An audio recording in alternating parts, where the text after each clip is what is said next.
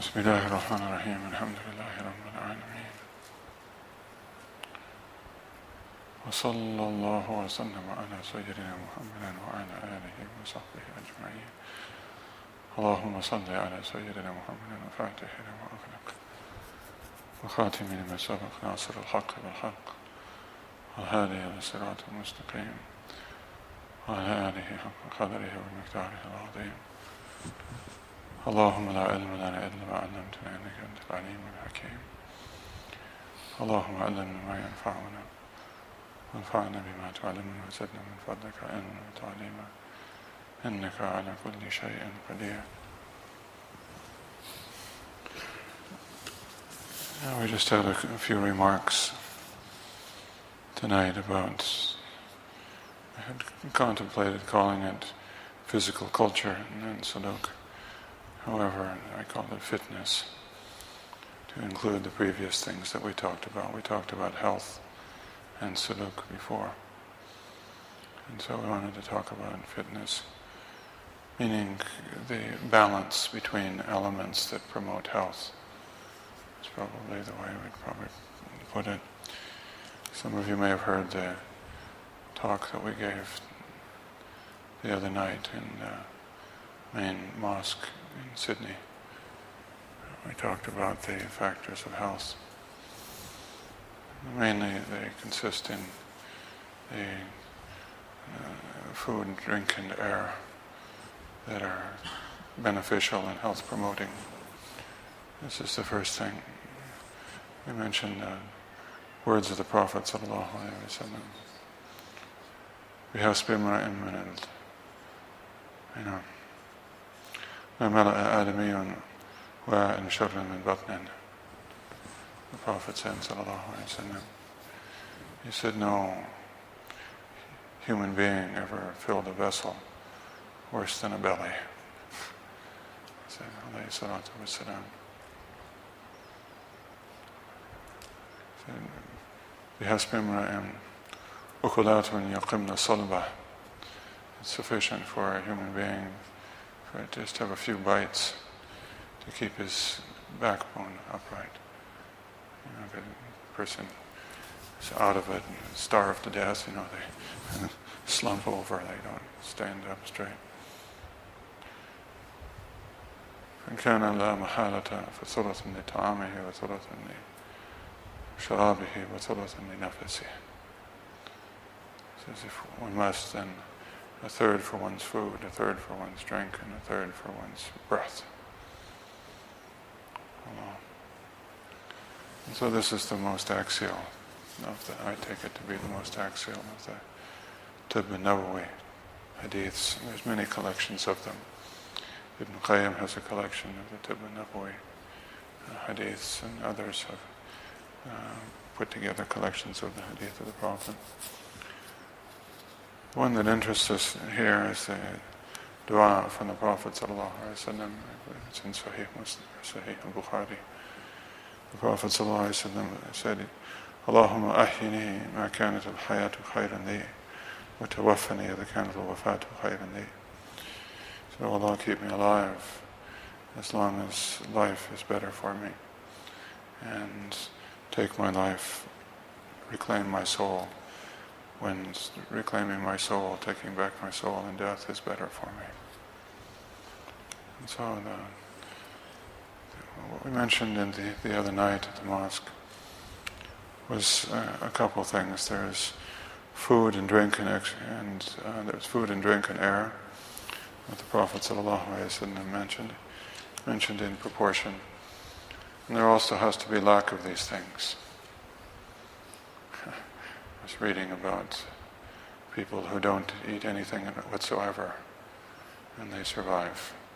Many well-documented cases of it.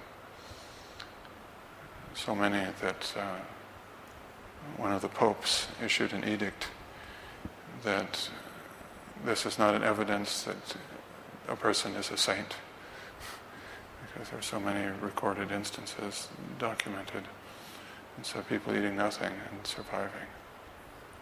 And so hunger has its role as well as satiation.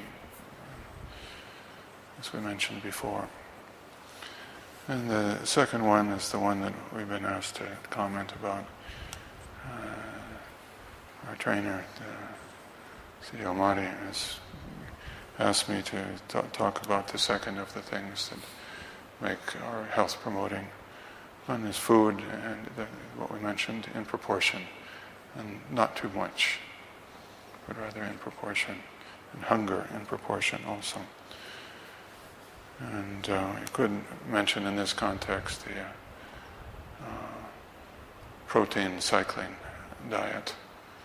A scientist believes that he has found a means to promote health, to eliminate Parkinson's disease and Alzheimer's disease and dementia, which are caused by misfolding of proteins in neural, especially brain cells. And he believes that, his name is the Dr. Mignore. He's written a book by the title of what I've just mentioned, The Protein Cycling. And he believes that if one diminishes one's protein intake to less than 5% of one's total calories for a period of 24 hours approximately, then the body will hit the switch if it doesn't find certain key amino acids, lysine, and will consume its protein, the misfolded protein from one's brain and other cells, the junk protein that causes these degenerative conditions in the brain. And they call it what he terms autophagy, meaning self-eating. The body takes its protein where it can get it, where it's stored up. And the Prophet ﷺ, the man wrote about a 135-page book, at the end of which he said, well, I'm not saying I discovered this.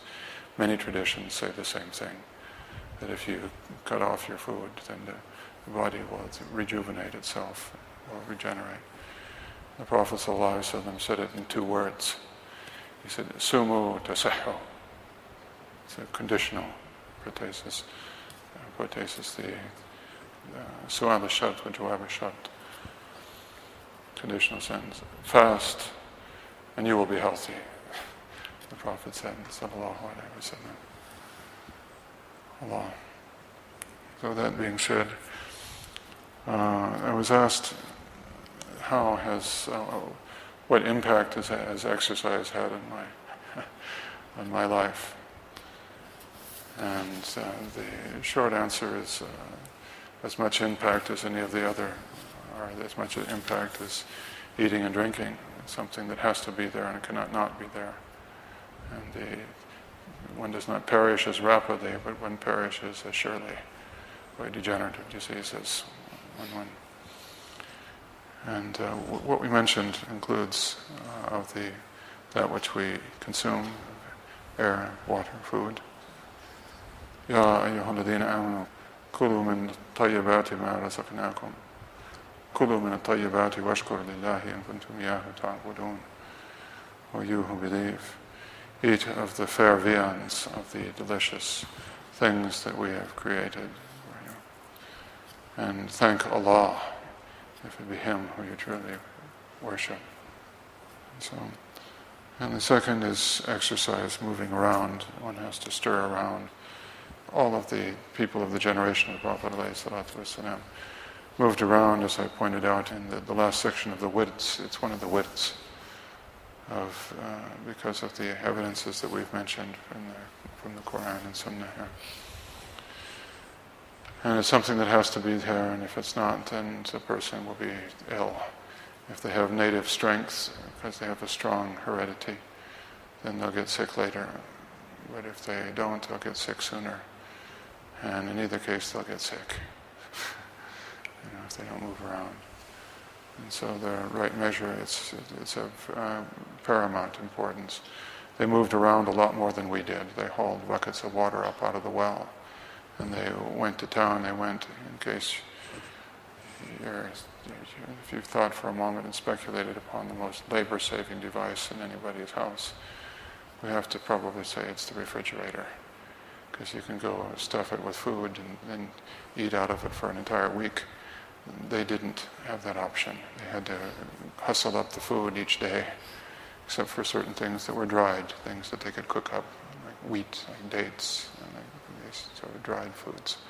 Otherwise, they'd have to slaughter it or go milk it or find some way to get it. And so they spent a lot of time moving in order to get enough food to eat.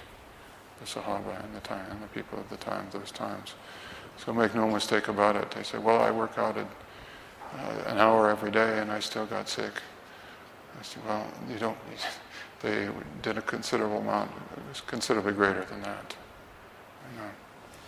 And so exercise was just part of the المؤمن القوي خير وأحب إلى الله من المؤمن الضعيف وفي كل خير. The Prophet said, sallallahu alaihi wasallam. He said, the strong believer is better than the weak believer, although there is good in both. The Prophet said this in Sahih Muslim. احرص على ما ينفعك واستعن بالله ولا تعجز. And he says, be avid for that which benefits you, and ask Allah's help, and don't be helpless. And with exercise is recovery also. And we mentioned the hadith in this section also. ثم أفطر قم ونام. The Prophet ﷺ, he said, fast and don't fast. And rise to pray in the night, but sleep. فإن لجسمك عليك حقا. For verily your body has a right over you. When they asked me for a name for the fitness center here, I suggested Haqq al-Jism because of this hadith. The Prophet named it a haqq, a right. أخوف ما يخاف منه العارف فوت الحق. As the Sufis say, the greatest thing that someone who knows Allah fears is not being able to do something that is incumbent upon him to do. And this is one of the things. إِنَّ لِجِسْمِكَ عَلَيْكَ حَقًّا. Verily your body has a right over it. The context that the Prophet ﷺ was talking about this was recovery from one's exertions. You can't spend all the time, expend. But you also have to store. You have to store and expend energy. وَإِنَّ لِعَيْنِكَ عَلَيْكَ حَقًّا. And verily your eye has a right over you. What? He's talking about people gnawed out. When you're hurting for lack of sleep, if you sit somewhere quietly for 5 minutes, out go the lights. And so you should get enough recovery, get enough rest, and so that this doesn't happen. If you're one of the people that's always out of it, always nodding out as soon as you sit quietly anywhere, it means you're not giving your ayn its haqq. The eyelids is what he's talking about. He's not talking about eye health. He's talking about recovery. وَإِنَّ لِزَوْجِكَ عَلَيْكَ حَقًّا. And verily your spouse has a right over you. That you should have a house that is a pleasure for your spouse to live in. You should be companionable. You should be a good companion to your spouse. وَإِنَّ لِزَوْجِكَ عَلَيْكَ حَقًّا. The Prophet said, sallallahu alaihi wasallam, and verily your visitors have a right over you. And pointing again at two needs, and I didn't mention them the other night at Sydney, but I very well could have. So we said the intake, exercise is the second thing, and it's very important as it turns out. And recovery, or sleep, to say in a one-syllable word. And the fourth, and this is the major, is to have a point. People that are pointless don't succeed very well. They have wasawas and mental problems. And this is what plague, and so they turn to addictions, things that turn them on. Like what? Adrenaline. That hang glider, that thrill. I came within 6 inches of death, and boy, I felt all charged up. Or they drive themselves, they become workaholics, and they feel deflated when they don't have a deadline that's pressing them within an inch of their life to get it accomplished just in time. Everything's brinksmanship. At the last second, they pull it off. And so they feel charged up with adrenaline. And there are people that have food addiction. And drug addiction is familiar to most of us. All the addictions, adrenaline addiction, food addiction, dope addiction, alcohol addiction, they all work the same way. There is a pleasurable sensation caused by something that the brain and the stomach, incidentally, produces, which is dopamine in the brain, and the centers for it, for the receptors of dopamine in an addicted person, if they're addicted to heroin or cocaine or other things, will shrink and diminish, and so they need a larger and a larger charge to feel all right. And interestingly, within the last couple months, they've shown that fructose addicts have the same thing. The dopamine receptors shrink in their brains, and so they need a big charge of this stuff. And it's in everything these days, which is something that I would like to talk about, inshallah ta'ala, perhaps next Sunday of the next week, is sugar addiction, which is a very common, more common among Muslims, I believe, than dope addiction or alcohol addiction, I believe. And we can't smoke or we can't drink, but boy, we can eat. As we expressed it. When you look, at the people, they're obese. You see people. And so but the addictions, when a person doesn't have a point, and what is the point? The point is in the Quran, and what is in the Quran is expressed in the Fatiha, and the centerpiece of the Fatiha is in the middle of it. Iyyaka na'budu wa iyyaka nasta'in. You alone we adore. Speaking to Allah subhanahu wa ta'ala, Allah is the point. Wa iyyaka nasta'in. And you alone we seek help. And so this is, and the Sufis are the ones, fatinat illa hadhihi ta'ifa. Abu Abdullah al-Maghribi said. He said, nobody has got it except this group, the group of the Sufis. وَاحْتَرَقَتْ بِمَنْ فَطِنَتْ. And they have been inflamed, they've been incinerated by that which they have got, that which they have understood. I hope Allah subhanahu wa ta'ala, somebody is rude to you. They're obnoxious, maybe they just had that morning cup of coffee and they see you standing in front of their counter, and so they give you the business, and they're rude. Or somebody acts like they never saw you before or something, ignores you or does something that, and so you say, well, what's this? This person didn't give me my right. You're nettled by that person. Rude behavior is always disgusting. Lack of adab. When you realize what Allah subhanahu wa ta'ala is, you realize, لو علمت ما علمت لبكيتم كثيرا ولضحكتم قليلا. The Prophet said, sallallahu alaihi wasallam, or as he said, if you only know what I know, you would weep much and laugh seldom. Why? Because Allah subhanahu wa ta'ala, when we realize who Allah is, this person was rude to me. After all, I got his daughter in the hospital. She got an operation for free. All of this stuff I did. He acts this way towards me. How do you feel? You're injured. You feel slighted, injured. So how with Allah subhanahu wa ta'ala, when He feeds the entire world every day, and people make up atheistic theories and books with snazzy titles that mock Allah subhanahu wa ta'ala, and our own attitude towards Allah subhanahu wa ta'ala, how much time do we devote towards Allah, and how much do we devote thinking about the nafs. And so this is highly relevant to what we're talking about. Exercise and fitness for what? This is the answer. This is the question that we have to ask, and the answer that we have to provide. So the point is that which makes all of these other things fall into place, including exercise.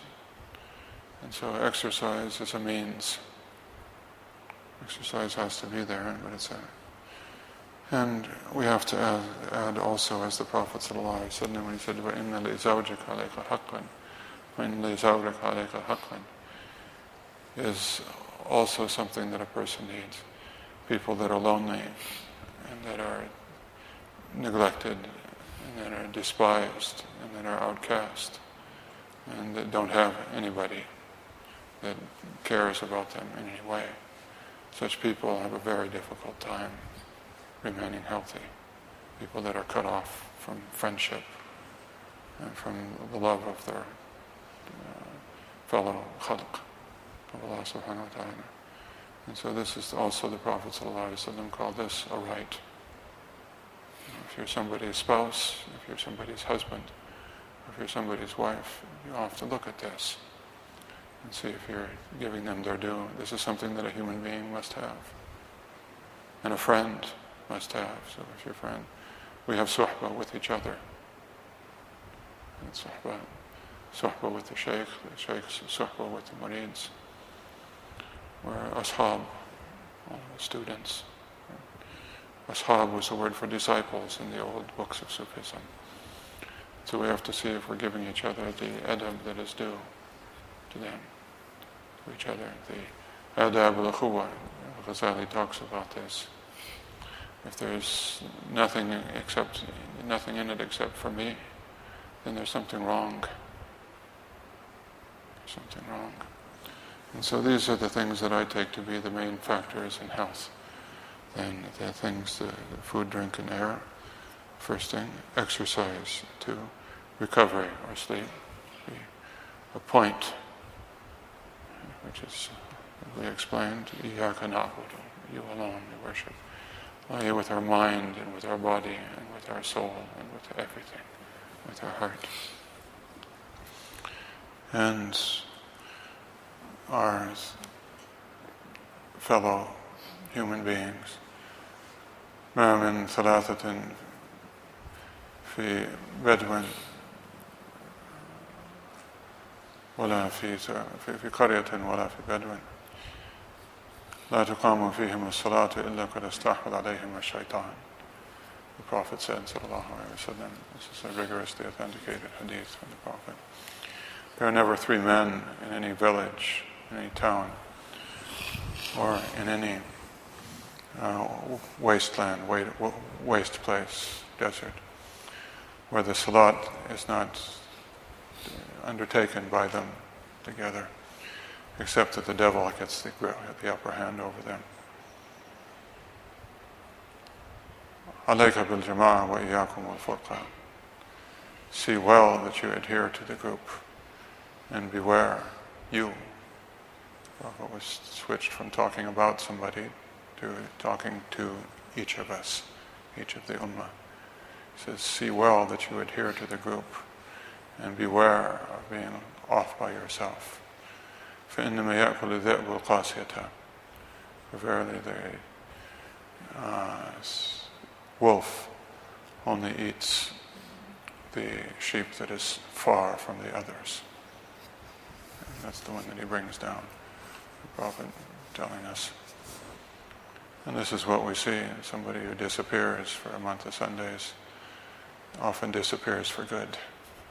When he doesn't come to the Latifiyah for a couple of weeks in a row, and the shaitan becomes his companion and the wasawas start. And so the exercise is a means for the exercise should be strong. Should be, and this is what I benefit. I chose an occupation that I wasn't really up to doing, because I had a childhood in which I was sick a lot of the time, malingering more than I was sick, but sick a good amount of the time. And I chose as my profession making white paper black for a living. And this is of the most difficult thing because you're hunched over a table by yourself in a aroused state, because you have to be cranked up in order to write something, to get the ideas flowing. And with a health that wasn't able to support it. And so I came to a realization about exercising, that this was as important as the food and other necessities. And so when I realized this, then I began exercising using different systems. Rather eclectic, a little bit of weights here, a little bit of walking here, a little bit of other exercise, calisthenics, and so forth. And what I gained from it was more mental clarity, better memory, more mental clarity, more stamina to see the projects through, and best of all, not getting sick, because when you're sick you can't work. And so these are the things that I aimed for, were vitality and fitness and health and these things. And so when you're talking about longevity, the Prophet ﷺ, in a Sahih Hadith, he made this dua that we tried to teach ourselves and others at the Indian Suhbah this year. Allahumma inni a'udhu bika min al-'ajzi wal-kasali wal-harami. O Allah, I take refuge in you from ajiz, from helplessness, being unable to do, being helpless, unable. Wal-kasal, and lassitude, me too, not having the steam to do one's projects. Wal-haram, and the decrepitude of old age. Better to reach your old age walking upright, strong, than it is to, and even a little bit of exercise can help immensely with that. People that exercise are 30 or 40% less likely to fall and break bones, because they're just better on their feet. They can keep them, they don't slip and fall like others. So all of these have a direct impact on what you can do, about how you can affect. What does Allah want from each of us? Everything. Everything. Iyaka na'budu wa iyaka nasta'in. Somebody for whom Allah is one of the things on their list of priorities is not somebody who we're talking to. This is not a person with a tariq. And to worship Allah subhanahu wa ta'ala in the way that he should be worshipped, it requires, as the Prophet indicated by saying, al-mu'min al-qawi khayrun wa ahabbu ila Allah min al-mu'min al-da'if. The mu'min who is strong is better and more beloved to Allah than the mu'min who is weak, although there is good in both. And so this is, so that I was able to, by dint of doing physical exercise, I was able to stay well and to do more. And I hope that Allah subhanahu wa ta'ala may accept it. But this is why the believer exercises, is in order to worship Allah. The same thing that all of these others are done in reality. And companionship also. And working out together when there is an exercise opportunity for people to exercise together. Something that is halal 100%, and even mandub, something that is good, that Allah loves to see done because of the quwwah, the strength that is found in it. And when you can have companionship at the same time, this is also of the deen, to meet and to collect and to gather. And the deen is a social religion. Deen of Islam is a social religion. It's not somebody, living in a cave in the Himalayas somewhere and not being isolated from people, but rather we go to the masjid 5 times a day. And so all of these are good reasons. And I found all of these reasons to be good reasons. So, it's a sad fact that the Eastern man does not typically knows the least about his body of anybody. And the Western people who don't believe in anything except bodies understand more about the body, whereas it should be, the movement should be like the Prophet ﷺ described, qawi, to be more beloved to Allah subhanahu wa ta'ala. And so it's one of the means by which one can keep one's worship together and to accomplish more. Man tala umruhu wa hasana amaluhu, the Prophet said, sallallahu alaihi wasallam, when he was asked who is the best of human beings, he said, whoever's life is long and works are good. And neither is likely to happen if one doesn't do anything. And so also people have become depressed for various reasons. And depression was not even a word that the Sahaba used among themselves. One, because of their iman, nor the early Muslims. And secondly, they were simply too fit to be depressed. When the body moves, when it overcomes resistance, when it works to its capacity, and they walked, and they were often hungry while they were walking to get something to eat. When the body is pushed to its limit like this, Allah subhanahu wa ta'ala has created within the brain compounds that create a sense of well-being. And so a healthy body means a healthy mind. And people that are plagued by depression, if they would just get out and do some exercise, they would find their depression would vanish and never come back. People are flakes, people are too lazy. And so they say, well, you mean I have to do it every day? Well, there's also a number of other things that you'd have to do every day, like drink water. Well, you're not too lazy to do that. And exercise is like this. So to have a happy life and to have a productive life, to have a life in which you can worship Allah and not falter and fail in your steps. All of these are good reasons to exercise. And so this is how exercise has impacted my life. And that's the end of the first question. Nasallahu tawfiq wa taysir. Yeah. 2 hours. What?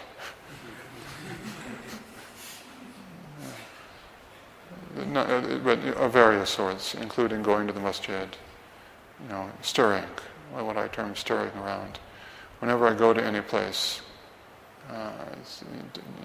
any place outside of here where I live, I make it a point to try to get to the masjid every single prayer, wherever the masjid may be. Even if it's no more exercise than jumping in a car and whipping over there and jumping out again and going up the steps of the masjid and praying. To stir around, there's a big fa'idah in it. Also every step has Allah subhanahu wa ta'ala forgives one of our shortcomings and our ill deeds.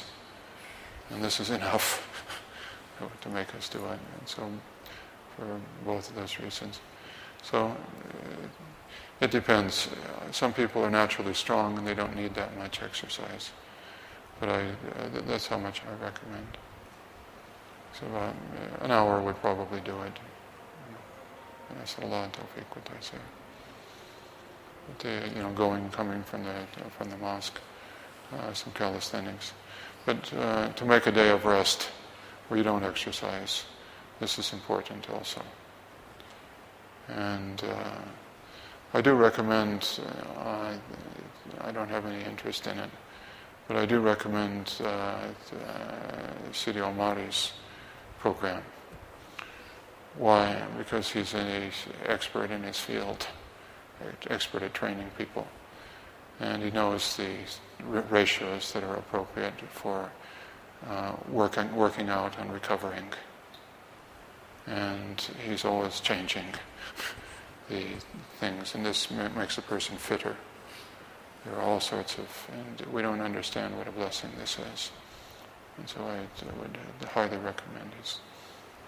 So there's probably considerably less than this, but this my own preference is also if you take some time out where the exercise you choose shouldn't prevent you from thinking about Allah subhanahu wa ta'ala and directing yourself towards Allah in it. This is one thing that should be characteristic of your exercise. Allahu Akbar, Allahu Akbar, Allahu Akbar, Allahu Akbar, Ashhadu an la ilaha illallah, Ashhadu an la ilaha illallah, Ashhadu anna Muhammadan Rasulullah, Sallallahu hayya ala salati, hayya ala salat, La ilaha illallah, Allahumma inna da'wat ad-da'i wa salatu al-qa'im,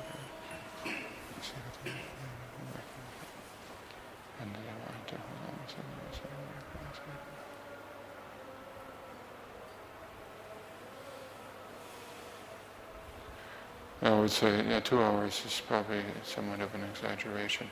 A physical exercise, the kind that makes you sweat, like calisthenic exercise, muscle exercises, and something around an hour or an hour, between an hour and a half a day is a great plenty. And then a day off occasionally, and variegating things. But better than going to the doctor. The philosophy is, the American philosophy is just wait till you get sick and then hope you're insured and go to the doctor and fix it up. No, we should ignore that paradigm completely, and we should be at a high level well-being, top fitness. So try to be in the 95 percentile of fit people, and that way you can thumb your nose at the season's colds, and also have a happier existence.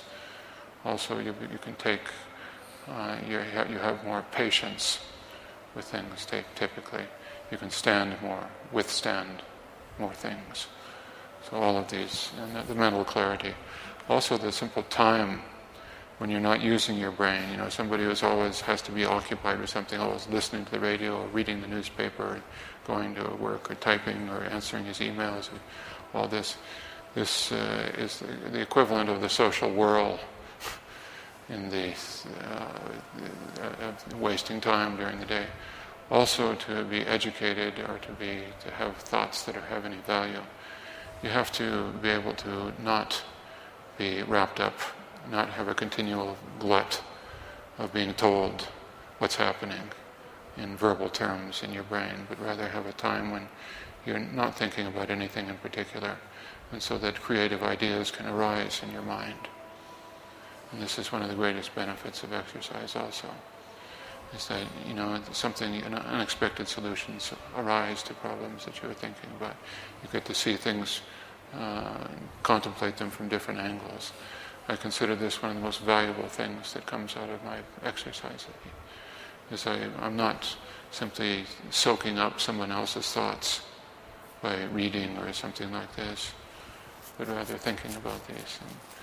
And the meaning of ayahs of the Quran, for example, you see it turn it around and look at it from different perspectives. And this was frequent in previous centuries and previous eras.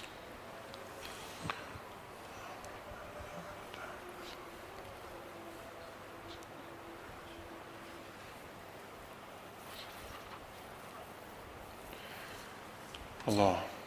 And so really exercise is like literacy. If you don't have it, you're uneducated. You're just waiting for a disaster to hit. It's like the sign that you used to see some people put on each other's backs, "Kick me hard." You're wearing such a sign if you're just waiting for something to happen. Rather, if you take the means to have high-level well-being, you'll save that much more in doctor bills, and you'll be able to undertake any profession and do it successfully. Nas'Allah al-afiyah wa tawfiq. Alhamdulillah wa shukrillah. So, I promise to read something of this, inshallah. So the worship of earlier generations of pious Muslims, their comings and goings to the mosque and the marketplace, occupations in gaining a living, drawing water, cooking, carrying their own needs by hand, and their travels, riding and on foot, gave most of them a great deal more daily exercise than someone would get even by exercising several times a day today. The expenditure of hard bodily effort is another lost longevity secret that can only benefit the person who regularly does it. When intended to strengthen oneself for the worship of Allah, in it lies felicity of body, mind, and heart. So this is a summary of everything that I've tried to say. Nas'Allah tawfiq wa taysir. Yeah. What's that? Yeah, there should be a time. They should, going somewhere or coming from somewhere and getting out. Also, it's during recreational needs.